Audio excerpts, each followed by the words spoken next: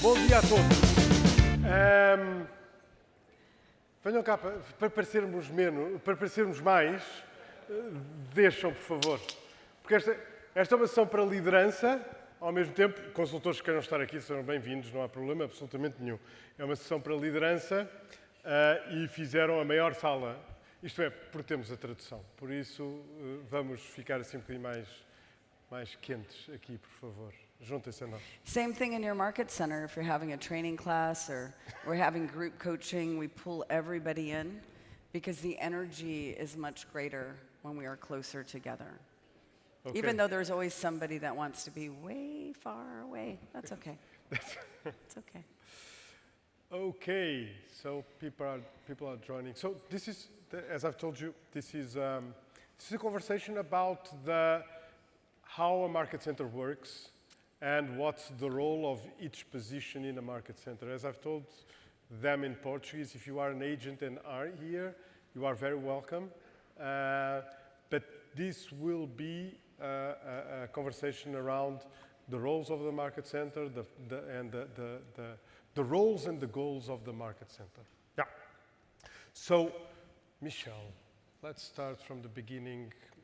You are responsible for coaching for productivity coaches? That's correct. So MAPS coach for productivity coaches. Can you tell us a little bit how you got there? Sure. And what does that mean? Excellent. Can I say thank you with doing this first? May I just say thank you? I'm grateful to be here and grateful for you. Thank you. So it's really funny how it happened with me. I was selling real estate. Prior to selling real estate, I was single mom. Some of you heard some of this story. Single mom with 3 daughters. And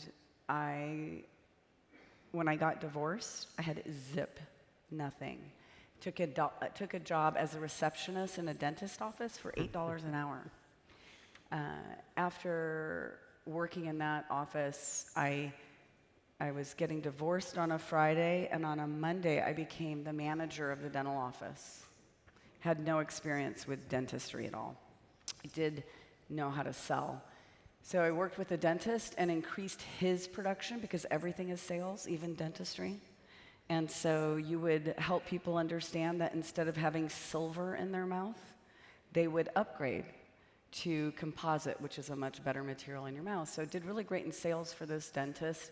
And at that time, my very dear friend had gotten into real estate with Keller Williams, which back then was still Keller Who. And she had been in sales with Keller Williams for a few years, and she kept coming to my dental office and showing me these very big checks with a lot of money. And the dentist I worked for was great. He was a great dentist, and he would set these goals for me, production goals, right, to increase sales in the dentist office. And every time I would get there, he would raise it again and raise it again. So I kept increasing his wealth and his income, and mine wasn't increasing that much. Anyway, my friend was like, you've got to get into real estate sales. So I did. I took a big leap. At that time, I had met my current husband. We weren't married yet. And was in real estate sales for a few years and loved teaching and training. Was already doing all of those things. My production earned me a right to be on the ALC. I loved being on the ALC. And it was in 2007 that my team leader said there's this new position, and it's called productivity coach. I shared some of this yesterday. And I said, what is that? What do I do? And she said, I have no idea, and we'll find out. So about 6 months, didn't have any clue what I was doing, and then went to my very first coaching skills camp. And once I got there, I realized I'm on the right bus, and I'm with the right people, and we're going in the wrong direction. I had no idea what coaching really was. So one of the things I had no idea was what was coaching.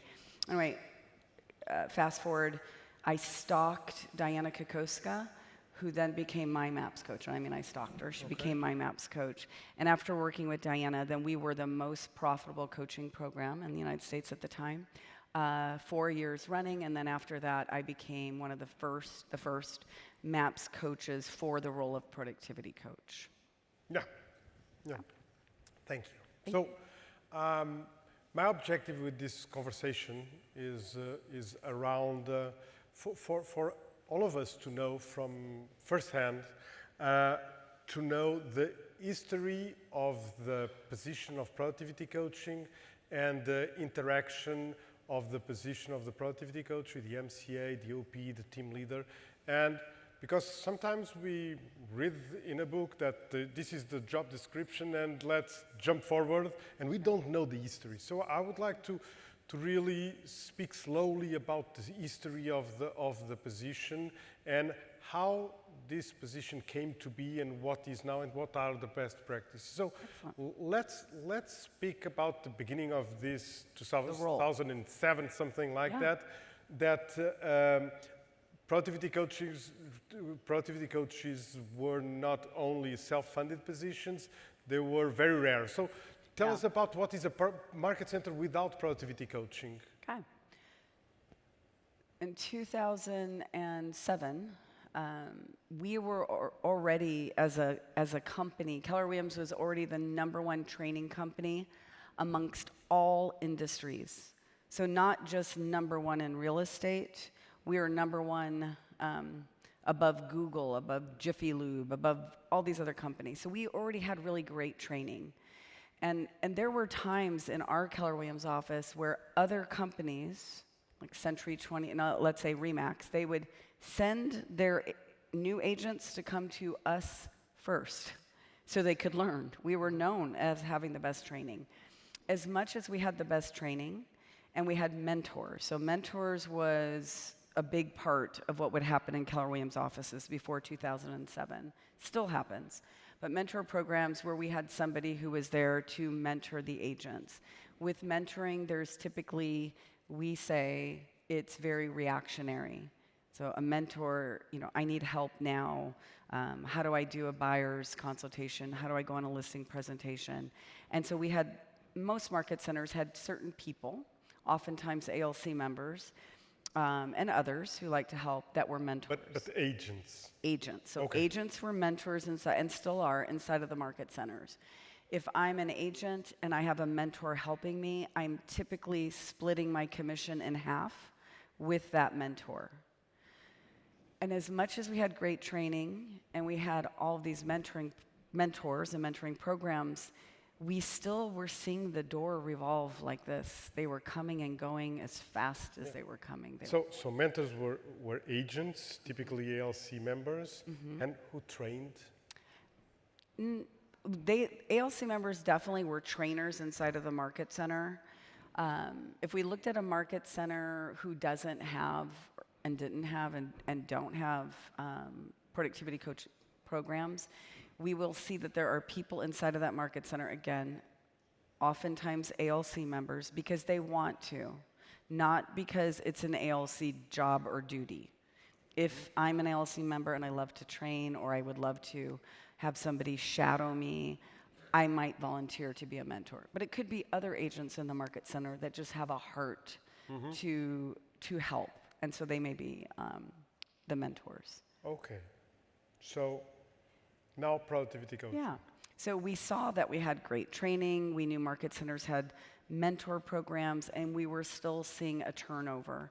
So in the United States, we would say, we still say, you can make up any percentage, but this one's close, that somewhere around 80% of agents who would get into the real estate business in the US would be out of the real estate business within about 2 years. It was very common, and that's because they weren't making any money. And so as much as we had our mentors, so that is when MAPS, and MAPS really was the birth of the role. Because at that time, Diana Kokoska, who was the president of MAPS at that time, her and Mary Tennant, they had a conversation that we're missing something. And what we're missing is accountability. Because there's no accountability with a mentor. Right? The mentors aren't there to hold anyone accountable. They're there to help and support. So we already had MAPS as a coaching company, and then it was decided that we should have this new role in the local market centers, helping those agents to become a capping agent. And that was really the birth. So when I asked my team leader, what does the PC do? And she said, I don't know. We really didn't know. And so I brought this up at the leadership meeting. When I first became the productivity coach, I thought that I was Julie on the Love Boat. So there used to be a show called The Love Boat. And Julie on the Love Boat, she was the one that made sure everybody was having a good time. I was good at that until I went to skills camp, and then I realized, it's more than making sure everybody's happy and having a good time. It's care and it's candor. And the candor is the ability to hold up the mirror of reality in front of someone and help them see that they need to change the way they're thinking so they'll do something different, so they'll get what they want. So that is the main difference, is that with mentorship, there's no accountability, and with coaching, there is. Okay, so a productivity coaching program without accountability is a mentoring program. It's just training, mentoring, teaching, yeah. We've got to have accountability. We've heard that productivity coaches can love an agent right out of the business. Yeah. Right? We don't have the ability to hold them accountable. And I will say to you that that's learned. Mm-hmm. One of the things I didn't know about, by the way, I didn't know anything about coaching. I knew nothing about it. And that is the one thing I would say to all productivity coaches. You have to learn what coaching is, because coaching is not mentoring, coaching is not training, coaching is not consulting. Coaching is its own methodology where you, through the questions you ask and the reflection you give and living in curiosity, you allow another person to see themselves and to hear themselves so that they will make changes. This goes back to the Gary Keller's authorship is ownership. Yep. So when we're telling them what to do, and we wonder, why aren't they doing it? Why aren't they doing it? Well, because you told them what to do. You didn't get buy-in. You didn't get them to author the plan. So and that brings me to the next question, which is, how do you manage that with standards? So you have your own standards, and you want the agents to be the authors. Sure. And I have the second question would be about how are we supposed to give the authorship to an agent that doesn't know nothing about real estate? Yeah. It just came into our office and... They like houses. Yeah, so now... That's good. Yeah. That's a good question. What was the first one? By the way, our Red Bash is usually over at 9 o'clock. And last night I started the Red Bash at like 10. So I'm sorry, my brain is a little tired. The first question was... The first question was about standards and authorship. Yes. So how does those two How do they words... come together? Yeah. Yeah. It starts at the very beginning. And Sandra and David, who I have the pleasure of working with, they know that I typically, whenever there's a situation, I always go back to the beginning. So what's the beginning of this? We got to look at what is the conversation that's happening from the very first person that's talking to this agent about the coaching program. Or the first person, who is that? The assistant team leader. If it's the assistant team leader, if it's the team leader, whoever that may be, we want to make sure that they are armed with that conversation. Would they even know what to say? And part of what has to happen at the very beginning is, so let's just say I'm a market center, and in my market center, the standard is that every new agent is enrolled in our coaching program for either a certain amount of transactions or a certain amount of time. Let's say I have that as my standard. And I'm speaking with you, Nuno, and you're a new agent. And so I would say things to you like, Nuno, I would have already discovered why you want to do this, with the understanding you have no idea yet what you're going to be doing. Mm-hmm. Right? Most people don't know that lead generation is what they have to do. Yep. But let's just say you've said, I want to make €100,000 because I want to put my kids through private school, and you've said these things to me. So any kind of a needs analysis, anything I know about the person. Mm-hmm. So then I would say, so Nuno, here's what we know about real estate. The more that you know how to sell real estate, provide excellent customer service, all of the things, right? I'd list them. The more you know that, the more successful you will be in this business. Yep. And it is going to require time and energy and effort from you. Do you already have a belief that you're willing to invest your time and your energy in learning what you need to learn so you can be the best real estate agent. Yeah, I'm just giving a try at real estate right now. Excellent. When will you know if this is something you're going to give your all to? I don't know. This is my plan B still. Your plan B? Yeah. Okay. So pause. If I'm a market center that is not hiring for plan B, I might right there say, gosh, we'd love the opportunity to work with you. We are a company of plan A. We're here to support our agents so they can get everything they want in real estate and ultimately in their life. When would you think that you might consider coming back and having a conversation with me? What has to happen in your world out there where you might come back to me? Yeah, if I don't get a job in 6 months. In 6 months. Yeah. Okay. How about this? I'm going to check on you in about 60 days to see where you're at. Would that be okay? Yeah. Excellent. Now, that's if that's your market center. If your market center has a standard that you're not looking for the plan B agent. Now, I could also say to plan B, Nuno, if I was able to show you a way where you could absolutely be successful in this business, would you be willing to commit your time and your energy now? I don't know. Probably yes. Probably yes. Okay. So let's do this. If we're going to take the first 30 days for me to map out for you exactly what you would have to do to be on your way to earn your $100,000 for your family. And remind me, why was that important again? Yeah, because of my kids and college and Kids. so on. Yeah. Right. So your kids are the most important thing? Absolutely. Okay. So would you be willing to spend the next 30 days to prove to you and to your kids that they are the most important thing and do what it takes so you can make $100,000? Yeah. Okay. So there's still ways to go around that conversation. And again, it may be very different here. We have this somewhat of this, not somewhat, we definitely have this situation where agents are dual career, so they have another position. And there are many market centers, mostly in Keller Williams, I would say, we do hire agents who have other jobs. I don't know, maybe you experience it here, that many of them are saying to whoever's recruiting them, like, this is my plan B. You know, most of them are saying, I want to make $100,000, and yes, I'll do whatever it takes. And then we start to see that they're really not showing that commitment. So honestly, if they're telling you from the very beginning this is their plan B, you as a market center have to decide whether we're taking on the plan Bs or not. Okay. No, and thank you for this. Does that help? Yeah, thank you for the role play. It was awesome. So let's go to launch coaching. What does that mean in the States? What are, you said, care and candor. Yeah. What does that mean in the States for the best practices of a launch Okay. coach? I'm one of the first MAPS coaches to coach to the role. So I've been coaching to the role for 13 years now.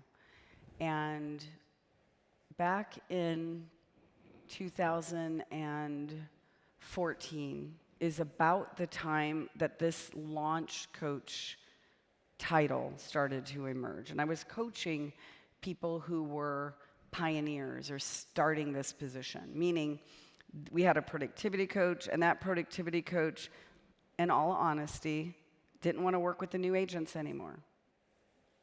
Just didn't want to work with new agents anymore. Almost like real estate agents who hire a buyer's agent because they don't want to work with buyers anymore. It was kind of like that. Anyway, I started seeing this trend happening where this coach is now hiring launch coaches to work with the newer agents. So is that the same context, that we have a launch coach working with newer agents and this other coach is working with a different? No, let me put it another way. So what should be the standards or care and candor in launching an agent? So productivity coaching, coach launching an agent. Got it. It's the same. It's care and candor. So going back to if we love them right out of the business, we have to be very honest with one another. So if you're joining the coaching program, I'm saying, so Nuno, remind me again what's important for you about being in real estate. Again, going back to Big Y, he's going to share with me whatever that might be.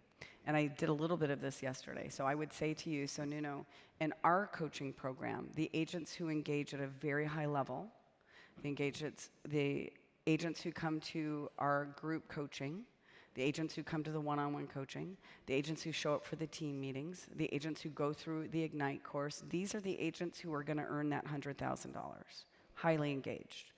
The ones who do not engage like that, we typically don't see them in the business within a 2-year period. You already, at the very beginning of your career, have an important decision to make. Do you see yourself at this level where you're going to engage at a very high level, or do you think you're already not going to? Yeah, for 30 days I'm going to engage. For 30 days, excellent. And we're going to give it our all for 30 days, because in the end, who's responsible for your success? You? In the end, who's ultimately responsible for your success? I wish it could be me, because then we'd be really successful. It does come back to you, right? So again, I go back to the beginning conversations, going back to if I'm the team leader or the MCA or assistant team leader, and I'm the person who's that first conversation, we've got to know what is the vision of our market center? What is the mission of our market center? Who do we choose to be in business with? And when you're clear on that, those conversations I would believe, are much easier, because that's when the plan B came up. And I said, gosh, we would love to be in business with you, and it sounds like now's not the time for you. And we will be here when we can become your plan A, because our agents are succeeding at a high level, and they're A plan. Yeah, so I'm understanding that in what you have seen as a best practice, there is not really a big difference between launch coach and the productivity coach. Am I seeing No, so correctly? in the States, when I go back to what we were saying, here's what we would say. Any one productivity coach can coach and be in partnership with up to 60 agents. They can work with 60 agents at a time. Any coach? Any one coach. Yeah. Yep. And that's... Can we go through the agenda of the productivity coach? Absolutely. For that to This happen? is important. What's the number one job of every single real estate agent? Lead gen. Oh, wait, I want to hear them say it. Okay, sorry. It's lead generation. So the number one job of a real estate agent is to lead generate. It's pretty much the number one job for most of us in any position we hold at Keller Williams. And so every morning, and you decide what the time starts and when it ends, is our coaching clients, I'll say our team, our PC team, our coaching clients, come together with the productivity coach to practice our dialogue. Do we say scripts? Scripts, yeah. Okay. Practice our scripts. And from practicing scripts, we begin our lead generation together. Okay, so that's the first part of a productivity coaching program. All 60? All 60. If I don't want to go because I have... So Nuno, remind me again why you want to make that $100,000? Are you going back to that question Always. all over again? Always going back to that. So remind me. And by the way that you're showing up currently, do you think you're going to earn that income? And you'd say... No, I'll do it from home. You do it from home. Yeah. Okay, great. So let's do this, because I understand you want to give that a shot. Let's do this. How many appointments do you have to make in order to achieve your goals? Because we've already done this. Yeah, in our program. plan, we went to 2.5 per week. Okay, great. So at the end of next week, if you have not made your 2.5 appointments, would you then agree to come in and lead generate with us? 1 week is not enough, I suppose. How many weeks do you want? 3. Excellent, 3 weeks. Okay, and how long can you go without making money in real estate? I can't go. Okay, so 3 weeks, you can go for 3 weeks without it? Yes, I'm still looking for my plan A, yeah. Okay, perfect. So for the next 3 weeks. Okay. By the way, he's authoring that plan. I'm not telling him he has to come. If I told him he has to come, he's not coming. He said 3 weeks, so now it's 3 weeks. And you are leveraging on my words. It's him. Yeah, it is your words. It's not my goals. I'm not attached to that. That is not my goals. These are his goals. Okay. Let's go back to the agenda. Yes, the agenda. So we start with script practice and lead generation. After script practice and lead generation, you have once a week group coaching sessions for 1 hour. If I have 60 people, and I had shared from the stage yesterday, no more than 15 in a group. The International Coaching Federation states no more than 12 in a group. I say 15 because there's probably 3 of them that week are sick. Okay. Just the idea behind it is the bigger the group becomes, the less intimate and the less safe it comes, because we're going to talk about this part of the agenda, which is there is accountability in group coaching. The bigger the group is, the more challenge I have to hold people accountable. So it's daily lead gen, 2.5, 3 hours. Gary would say 3 hours. And I'm going to say to all of you, if you have not done it at all, if you do it for 2 hours, woo, you're way ahead of the game. So we practice our scripts and dialogue. We lead generate daily. We have once a week group coaching sessions for 1 hour, and I'll talk a little more about the anatomy of that. And then once a month, a 30-minute one-on-one. If I have 60 people, now some of the productivity coaches have standards on how you get your one-on-one. You must earn your one-on-one because you've come to the weekly group coaching sessions. Okay. You're engaged at a high level, you get your one-on-one. And let's just say all 60 did. That's 30 hours a month of one-on-ones, because the one-on-ones are 30 minutes. So we've got our 2-3 hours a day for lead gen.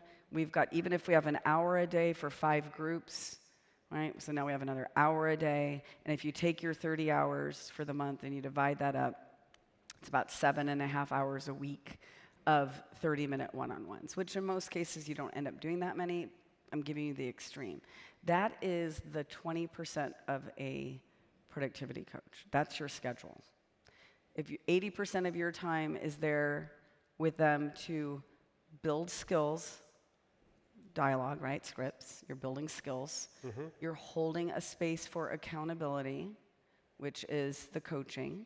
So you're training, you're coaching, you're creating a community because you've got them showing up daily and group coaching as well. That's really where your time should be spent. Yeah, do you see that happening? 60 agents and all coming to lead gen? No. Okay. No.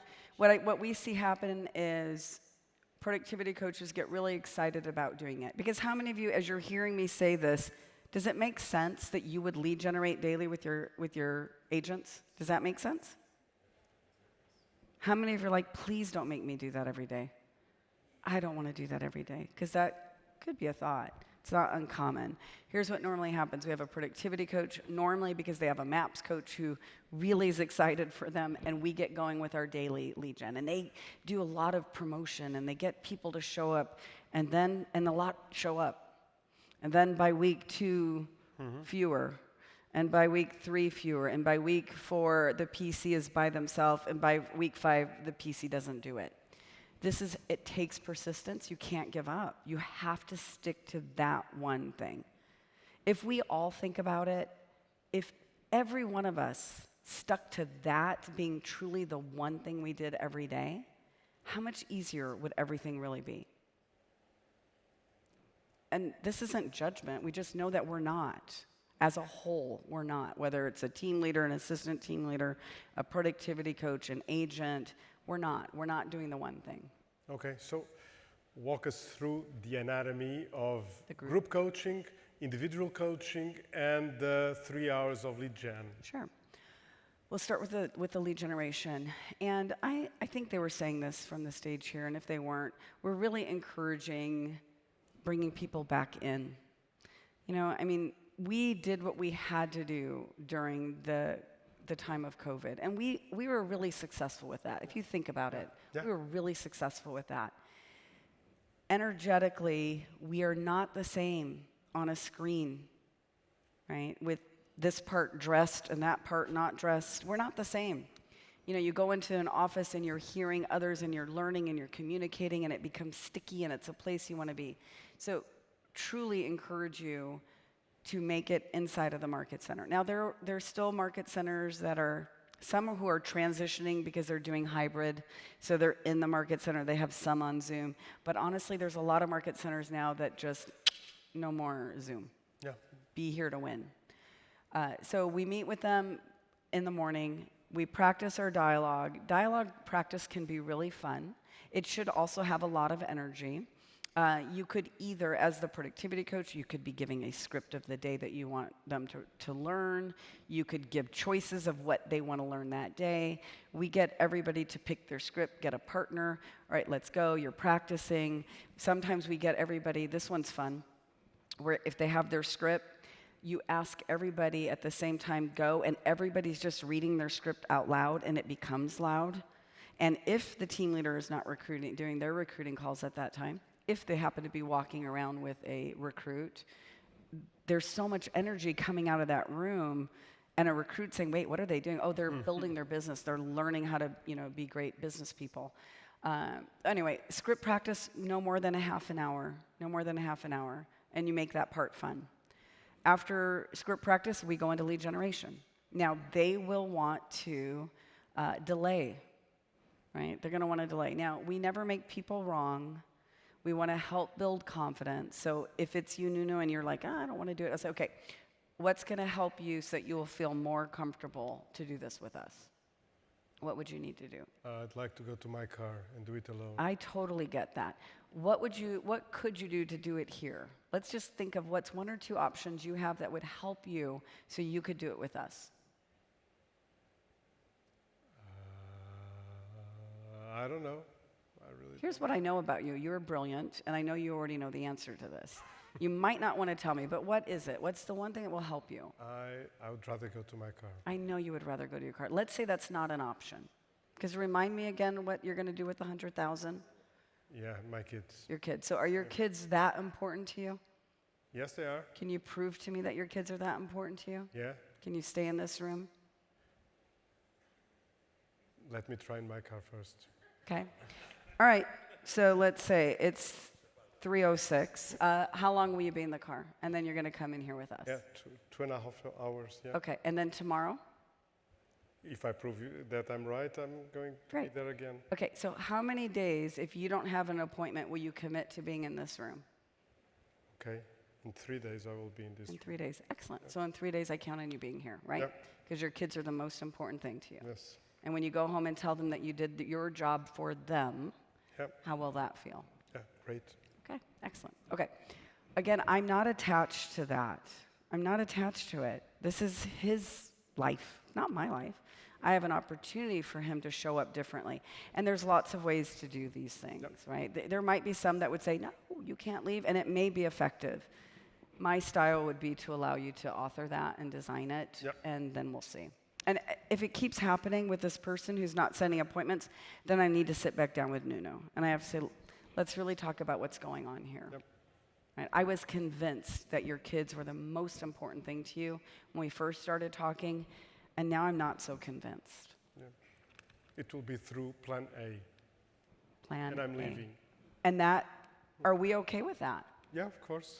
Yeah, because you can't help somebody who doesn't want to be helped. Right, and that question which is a coaching question we would ask in any situation, what would have to happen for you too? So when he said he doesn't want to do it, what would have to happen for you to feel comfortable to do it here? He couldn't come up with one. I was telling him that he's brilliant, because all of us are, by the way. Every single person knows for themselves. Every single person knows for themselves. And so if that still didn't help him to think differently, if me saying to him, look, I know you know the answer, if he still didn't come up with it, okay. So let's give it the 3 days. Okay. So we're still on the agenda, right? Let's go to the anatomy of the group. of the 3 hours of lead generation. Is there any hacks that you want to share with us about the best way to do it with such a big group? Yeah, it might get loud. Some of those things might happen. Bottom line is you want them to take action. You want them to take action. If Nuno told me he's going to his car, okay, go to your car. More than likely, I'm going to come out and knock on the window and say, how many appointments have you set, or how many people, or how can I help you? I'm still going to have some accountability around that. Don't get too stuck on the fact that somebody's going to say, I need to go to my car, or somebody's going to say, can I go in that corner? Go to the corner. Do what it takes for you to make the calls. What I'd love to see is you feel the growth for yourself, that you can take it to the next level and join all of us here, right? The other thing on the daily, is, this is weird, maybe it's not weird. In America, we love food, and we like to share food. So that it might be that every Friday, bring your favorite cookie. Every Thursday, bring your favorite. So there's things you can do that are a little novel. You can tell people to wear crazy hats, crazy hair. You can mix it up. It doesn't have to be every day that you put something, like the circus. And yet, if it feels boring, which Gary always tells us, the reason why we don't do the things we're supposed to do is because we feel bored by doing it. And you still have to do the things you don't want to do, which is lead gen. And so if we can make that environment, I know one of the productivity coaches that works with Sandra had stood up when we were in our the master class that we did the other day, and she brought up the word novel, because you shared with me that the word was novel. Novelty, the brain lights up with novelty. They've done those MRI studies on the brain, and when something feels different, when something feels fun and different, the brain lights up. So when you can do things and introduce things that seem fun during that time, do it. There's lots of ways to get people to be more engaged. The other thing just to remember is it is an experience. So you're creating an experience. So how do we create an experience with daily lead generation in our market center where everyone would participate?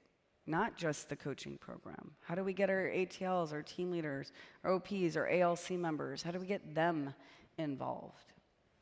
Yeah, so anatomy of a 30 minutes per month.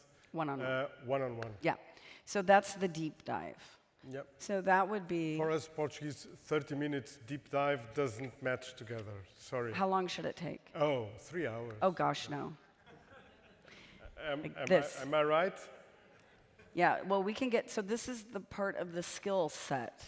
Because coaching is not training, coaching is not mentoring, coaching is not consulting. Coaching is its own methodology, and in 30 minutes we have models that will help you to get there. So what's your goal, Nuno? What was your goal this past week? Oh, it was 2.5 appointments. Okay, how did you do? Yeah. One. Okay. Big effort. What do you think got in the way? Oh, the clients. Okay. So what would have to happen for the clients not to get in the way for you to make your appointments? They need to change. Excellent. What would they need to change so that they don't get in your way? Yeah, say yes. It's questions. And this model is the GROW model. Yep. And most of you, if you've gone to a coaching skills camp or you have a MAPS coach and you're a productivity coach, you know the GROW model. It starts with what's the goal, what's the reality, what got in the way, which is the obstacle, O. What are your options? So he said that the obstacle was his clients. By the way, I already know that's not his obstacle. I know that. I'm being Portuguese. That's okay. And the more we talked, and it won't take 3 hours, he will say whatever the real issue is. So if I said, so let's say it's not the clients, what do you think the issue is? Let's say that's not it. What else could it be? Yeah. If it's not the client, the objectives are too high. Tell me more. Probably the objectives are too high for this stage of my development as a real estate agent. I'm here for 1.5 months. Okay, so what do you think the objective should be if it's not 2.5? Oh, I'm 1. Okay, and if 1 does not align with 100,000 for the most important thing in your life is kids, would you change it or do we keep it at 1? Good question. You get to answer. Yeah. Right, so he would say whatever he says. In the end, we would find out what the obstacle is, which typically, the obstacle is always us. We are the obstacle. We would define what that is, and then I would ask Nuno. So he said maybe he shouldn't have such a big goal. I'm not attached to that. Don't have such a big goal, right? If he's not able to do what it takes for this goal, then we have to make sure he'll do what it takes for that goal.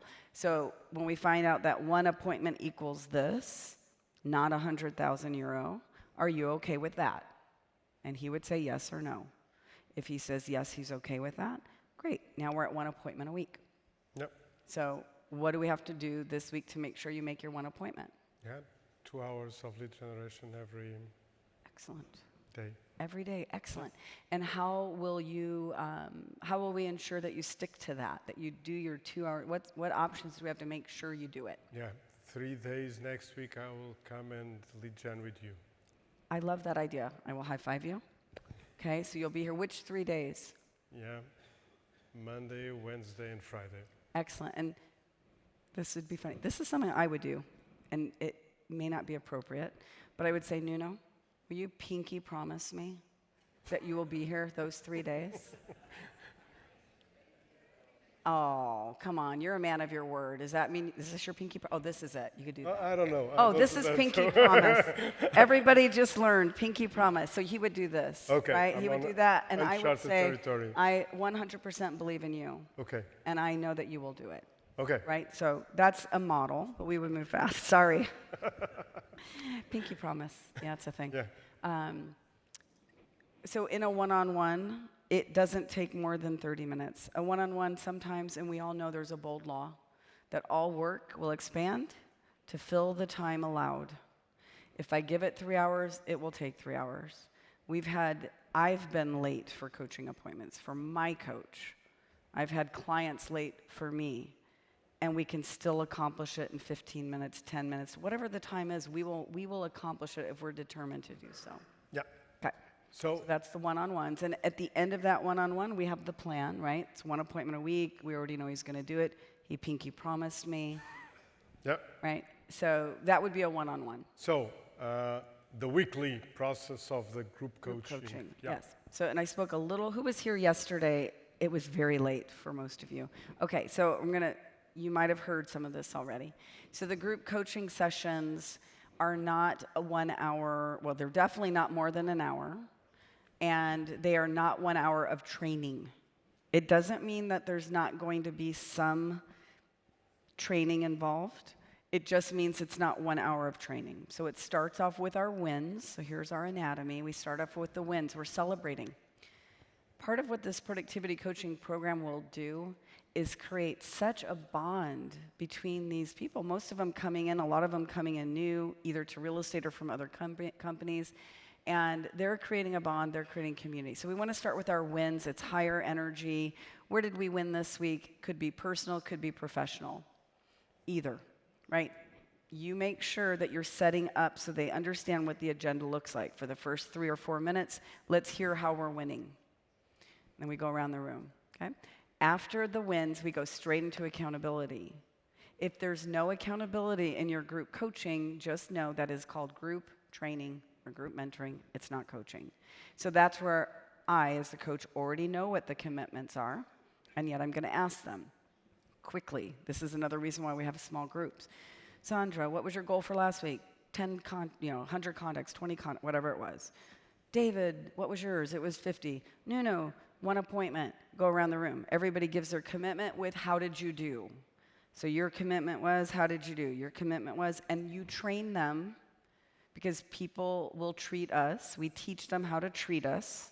And we're telling them that this 1 hour is quick with our wins. We move fast through the accountability. We go around the room. And if everybody hit their goals that week, I've never been in one of those group sessions, but let's just say if that ever happened, you can decide what you want to do.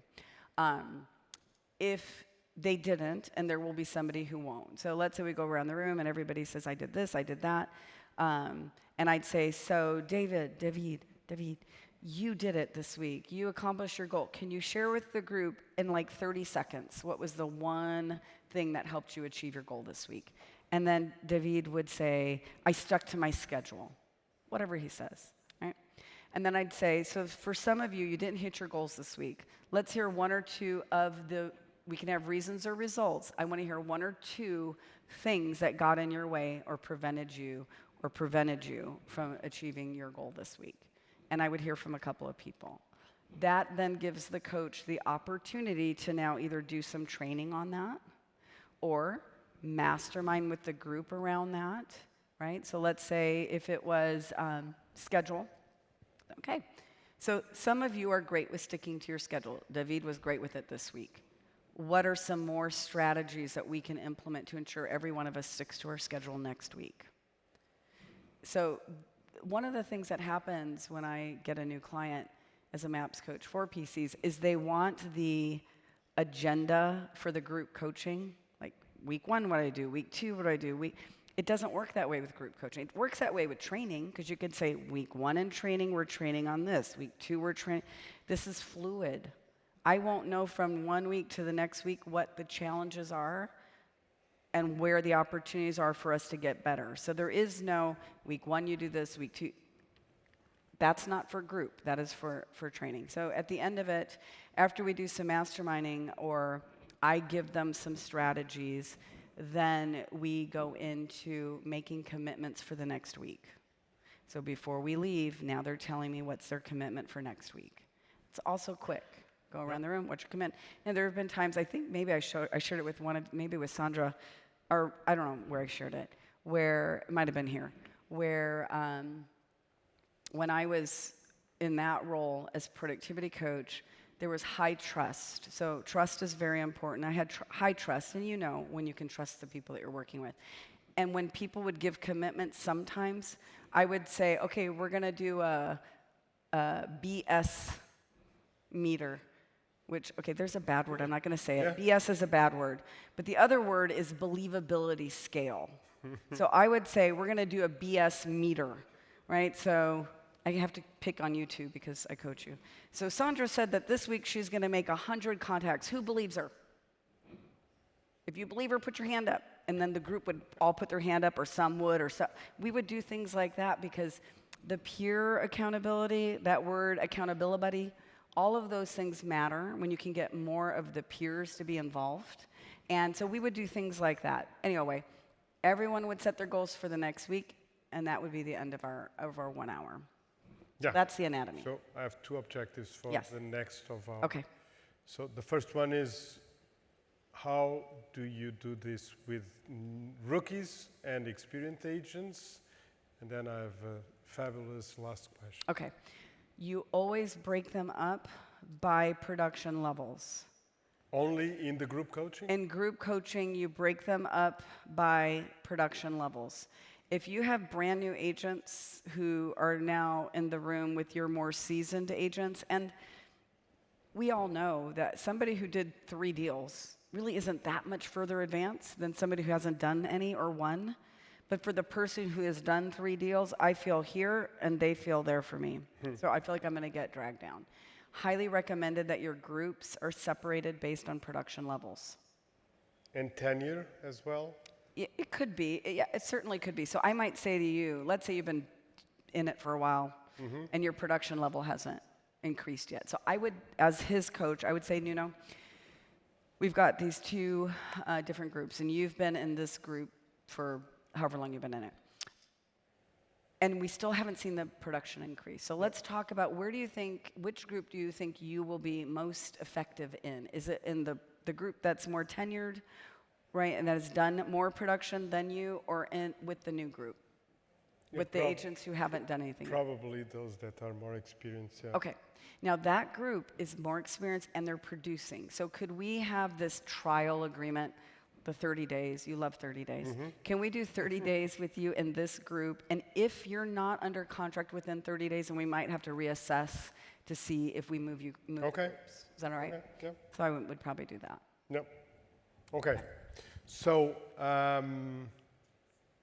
who pays for the productivity coach?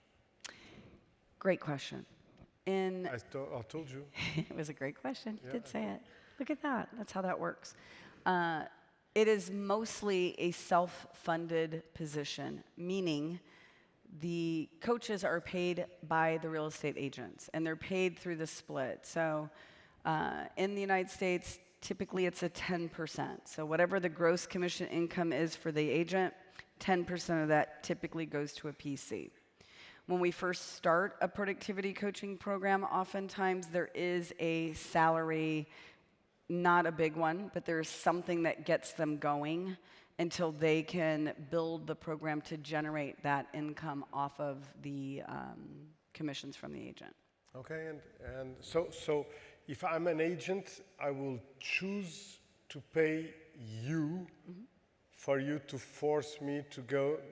I love your words. to lead gen in front of everybody and have these tough questions that I don't want to answer. Yeah, you're going to I'm invest. choosing.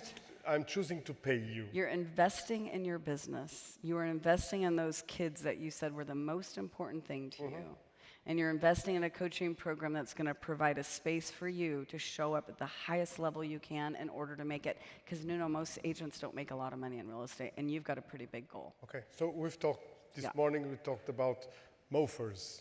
So it's kind of a program as well. So how does that look like as a marketing standpoint, the building of this program, where you are asking the agents, because I believe that agents that are launching their careers, they are kind of forced to be in coaching, but then you can choose to, it's an opt-in. Yeah, there's both. There's both. So this point, and I'll go kind of fast with this. Again, it goes back to what's the vision that the OP has for the Market Center? What are the standards that we have for our Market Center? Who are we choosing to be in business with?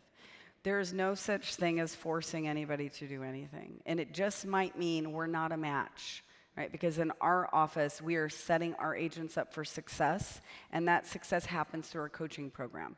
You're automatically placed in the coaching program because what we know is 80% of agents, new agents like you, are not around within a 2-year period, and you've said you want to make €100,000 because your kids are the most important thing. So we're setting you up for success by you being in the coaching program. The investment you make in your business is part of that is to coaching. That is a 10% from each closed unit.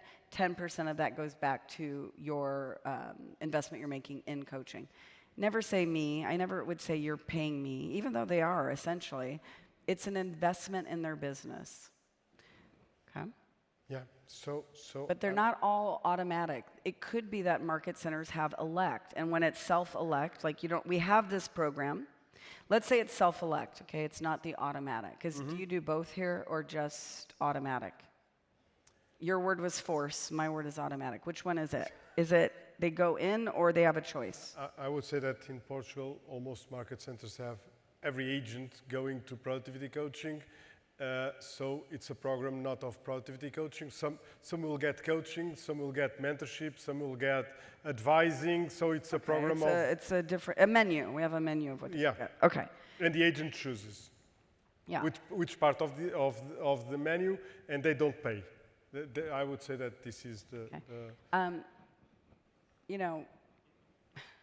So to the agent, if you're working with a client, a buyer or seller, and the transaction closes, would you expect to get paid?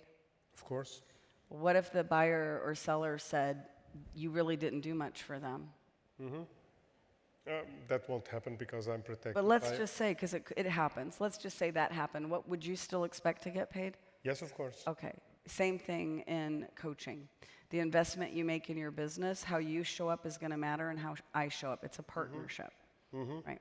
Yeah, of course. Okay. And I expect Market Center to pay for that, yeah. Gosh, you know what? I would love to say we're a match for you, but we're looking for the business-minded associates who don't look at this as a job. They're looking at building a business, and that's what we do in our Market Center. We build business owners. So if you're at the point we're going to build a business, we will be the best match for you. Okay, so now let's have the conversation of not the rookie agent, but that the agent that got through the productivity coaching program, and I said, Michelle, thank you so much. It was a pleasure working with you.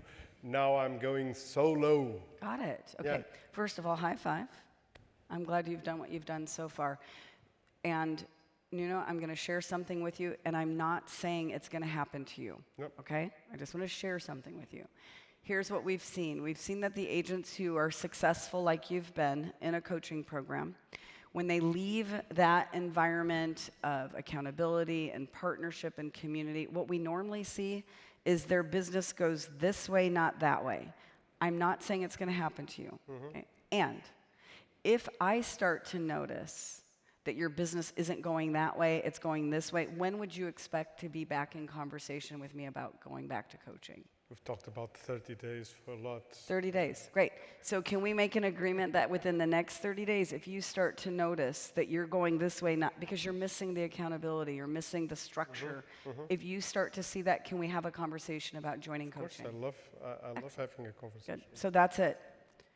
And most of them don't say 30. When I was a productivity coach, I had these conversations, right? It was, okay, we did it. I'm on my own now. And I would say, fantastic. You did a great job. Here's what we know.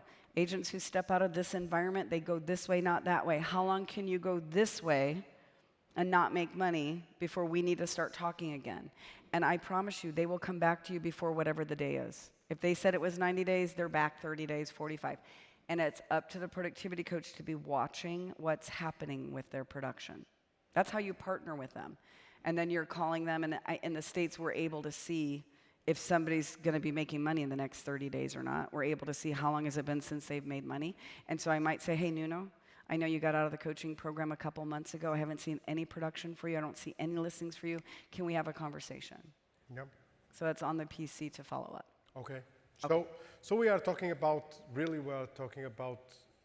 the value of the PC program. And if you don't have value in your PC program, you will lose all your clients, your partners in the market center. Sure. So you need to go and build your business, and that's the only way you'll have to build your business. And I would think that you are, as a productivity coach, you're growing from within. You are looking at the roster and you're examining who hasn't made any money in the last 60 days or 90 days. Who do I need to be calling? Who do I need to get in contact with? You have 3 hours of lead generation. Every day, which, by the way, that's what the PC is doing. The PC is there to build the program. In the States, we have a lot of productivity coaches who are also in real estate sales. So those 3 hours, they're getting leads for their business and lead generating to build their coaching program. Calling the growth share partners. If I know that you have somebody in it's growth share, right? Yeah. In your downline. Do we call it downline? Yeah. Okay. If I know you have somebody in your downline who I'm seeing is not making any money, I'm calling you as the productivity coach, and I'm saying, Nuno, I see that you have Sandra in your downline. I've also noticed, or I'd say congratulations, because you're building your growth share. And I see that Sandra hasn't made any money in the last 90 days. What do you know about our coaching program? I wanted to ask you. Do you know about our coaching program, Nuno? Yeah, I've been seeing it, yes. Excellent. Let me brag a little bit about some of the great agents, and I would give him some information about who's done what. I feel so bad because I feel like I've been doing this. Let me do this. So then I would share that with him, and I would say, Nuno, I would really love to help you actually get growth share. So are you comfortable if I call Sandra and say that we've talked about her getting into coaching? Of course. Excellent. So, and Nuno, would you also give her a quick call and say that it might be great? I'll text her, yeah. You'll text her. Excellent. So that would be another way to go through everybody in the ALC. In most cases, they're building their growth share. Your ALC members should be your biggest fans of a PC program, because productivity coaches are generating new company euro. Yep. That's what they're doing. Our cappers are paying the bills. They're working with the ones who are generating our profit share. Yeah, I'm missing one question. Yes. Which is, so I'm the one that got out of productivity coaching. Mm-hmm. Thank you. And now, what can I expect from the market center in terms of service? Sure. In the States, I'm talking about service. The States, probably, Portugal is not exactly like that, but... A training calendar that offers them the training that they need. So that's number one. And by the way, for every productivity coach, the training calendar is your leverage. Bold. Have you signed up for Bold? Like, you should be in Bold. All of those things would be supporting. Your top 20% are typically meeting with your team leaders. And so, yeah. And again, we have to watch what's going to happen. Do you keep going this way or do you go that way? But training for sure. Your appointments with your team leader. Yeah.